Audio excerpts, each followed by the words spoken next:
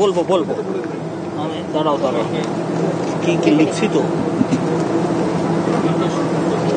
তিনটা না চারটা না মাইক্রোফোনগুলো ডাউন করে দিন একটু দেখে নি স্যারকে দেখতে দেন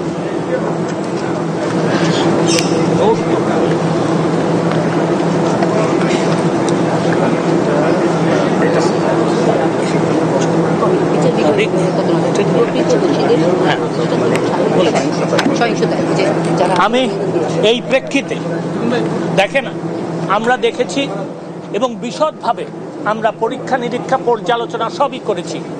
দেখা যায় যে যারা কোমলমতি কোটা বিরোধী আন্দোলন করছেন যে শিক্ষার্থীরা তাদের কিন্তু এই কথা দাবি ছিল এবং যেহেতু সরকার তাদের দিক বিবেচনা করে এই দাবিগুলিতে রাজি হয়েছেন, আমার মনে হয় আজকের থেকে আন্দোলন করার আর কোনো প্রয়োজন নাই।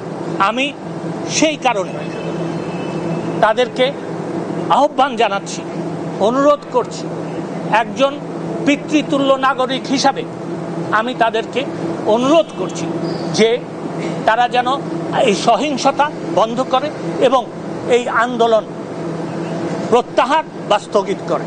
আমি এইটুকু বলতে চাই। আপনাদের জন্য কোনো প্রশ্ন থাকে আমি নিতে রাজি আছি। আজকে তারা প্রস্তাব দিয়েছে তারা আলোচনা করতে রাজি আছে। আজকে আমরা রাজি হয়েছি। এটা দেরি কোথায় হলো আপনি আমাকে বলে দেন। সরকার কি আদর্শিকভাবে কোটা সংস্কারের পক্ষে যাচ্ছে কি যাচ্ছে না,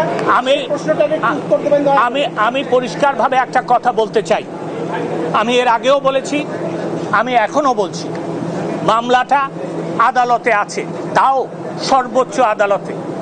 আমরা অবশ্যই যখন এই আদালতে আপনার মামলার শুনানি শুরু হবে, সরকার পক্ষ একটা প্রস্তাব এই কোটার ব্যাপারে দিবে এবং আমার মনে হয় যে আমরা যেহেতু সংস্কারের পক্ষে এই প্রস্তাব দিব কোটা সংস্কার করার জন্য, সেই জন্য আপনারা বলতে পারেন যে আমরা কোটা সংস্কারের পক্ষে। মন্ত্রী, এই যে আমরা যতটুকু জানি যে বিচার বিভাগের সর্বোচ্চ ক্ষমতার অধিকারী নির্বাহী বিভাগ, তো এই দেশের এত এরকম বাজে সিচুয়েশনের আগে নির্বাহী বিভাগ কেন সিদ্ধান্ত নিল না? বা আপনারা প্রথম কথা, আমি আপনার প্রশ্নের জবাব দিচ্ছি এবং আপনার সাথে দ্বিমত পোষণ করে আমি জবাব দিচ্ছি। প্রথম কথা হচ্ছে যে দেখেন, 2018 সালে মাননীয় প্রধানমন্ত্রীর নির্দেশে কিন্তু কোটা বাতিল করা হয়েছিল। এই বাতিলের যে পরিপত্র ছিল সেটার বিরুদ্ধে মুক্তিযোদ্ধাদের সন্তানেরা হাইকোর্ট বিভাগে গিয়েছিল। কোটা আন্দোলনকারীরা কিন্তু তখন কোনো পক্ষভুক্ত হয় নাই। তারপরে যখন রায় হলো তখন কিন্তু তাদের আন্দোলন শুরু হলো, তখনও কিন্তু তারা আপনার এই আদালতে যায় নাই। তারা আদালতে গেছে। আমি আগেও তাদেরকে সাধুবাদ জানিয়েছি, আজকেও আমি তাদেরকে সাধুবাদ জানাচ্ছি। এইটা কিন্তু আদালত যখন এই রায় দিয়েছে তখনই এই প্রশ্ন এবং এই আন্দোলনের শুরু হয়েছে। আমি শুধু এইটুকু বলবো যে তাদের আন্দোলনের প্রেক্ষিতে তারা তাদের বক্তব্য বলেছে, আন্দোলন বন্ধ করার জন্য আমরা তাদেরকে অনুরোধ করেছি এবং আদালতে যেতে অনুরোধ করেছি। আদালতে তারা গেছেন। আদালত সিদ্ধান্ত নিলেই আমরা সেটা করতে পারি। বাংলাদেশে আইনের শাসন আছে। আদালতে আপনারা খতিয়ে দেখতে পারেন ইতিহাস, আদালতে যখন কোনো প্রশ্ন ওঠে তখন কিন্তু আদালত যতক্ষণ পর্যন্ত সেটা শেষ না করে ততক্ষণ পর্যন্ত নির্বাহী বিভাগ কোনো এটা নেয় না, সিদ্ধান্ত নেয় না।